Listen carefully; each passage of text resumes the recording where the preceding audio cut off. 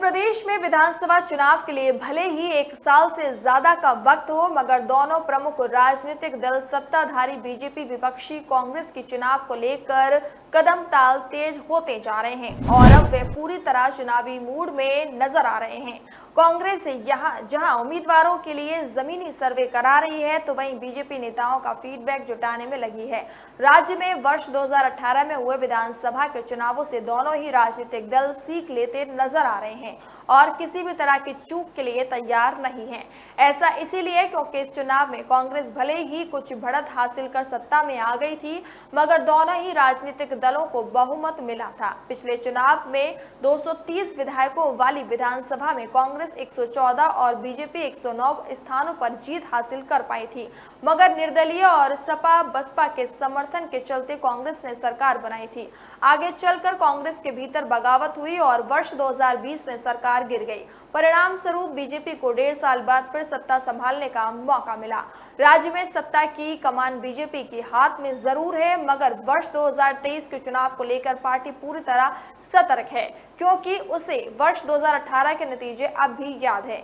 BJP की वर्ष 2018 के विधानसभा चुनाव के बाद ताकत बढ़ी है, क्योंकि कांग्रेस के दिग्गज नेता रहे ज्योतिरादित्य सिंधिया अब बीजेपी में हैं। इसके अलावा 2 दर्जन से ज्यादा तत्कालीन विधायक भी बीजेपी का दामन थाम चुके हैं। उपचुनावों में भी बीजेपी को बड़ी सफलता मिली है, तो वहीं राष्ट्रपति के चुनाव के दौरान कांग्रेस के 17 विधायकों ने क्रॉस वोटिंग की। कुल मिलाकर बीजेपी की स्थिति मजबूत है, मगर उसे इस बात की चिंता सताई जा रही है कि कहीं विधानसभा चुनाव में वर्ष 2018 जैसी स्थिति ना बन जाए। बीजेपी के संगठन के मुखिया विष्णु दत्त शर्मा पूरे प्रदेश में दौरे कर रहे हैं और संगठन की मजबूती के अभियान में लगे हुए हैं। उनको सबसे ज्यादा जोर बूथ की मजबूती पर है।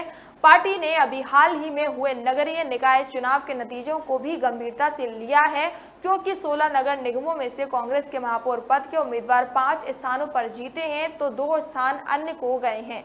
बीजेपी की खास नजर उन लोगों पर है जो बगावत कर सकते हैं या जो पार्टी के खिलाफ गतिविधियों में शामिल हैं। यही कारण है कि लगातार ऐसे लोगों पर पार्टी कार्रवाई कर रही है, तो दूसरी ओर जमीनी फीडबैक भी जुटाया जा रहा है। इसी आधार पर आगामी विधानसभा चुनाव के उम्मीदवार भी तय होंगे। एक तरफ जहां बीजेपी अपनी जमावट को पुख्ता करने में लगी है, तो दूसरी ओर कांग्रेस ने भी जमीनी तैयारियां तेज कर दी है। कमलनाथ ने जिले स्तर पर प्रभारी हैं और सह प्रभारियों की नियुक्ति की गई है। साथ ही सर्वे का कार्य भी तेज कर दिया गया है और उन्होंने पिछले दिनों हुई बैठकों में भी साफ कर दिया कि जो सर्वे में नाम आए हैं उन्हें ही चुनाव मैदान में उतारा जाएगा।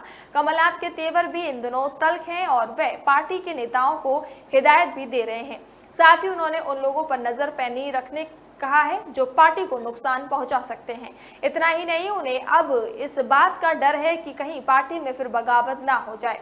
राजनीतिक विश्लेषकों का मानना है कि आने वाले विधानसभा चुनाव में राज्य में बीजेपी और कांग्रेस के बीच कड़ा मुकाबला होगा। यही कारण है कि दोनों दल अभी से फूंक फूंक कर कदम बढ़ाने में लगे हैं।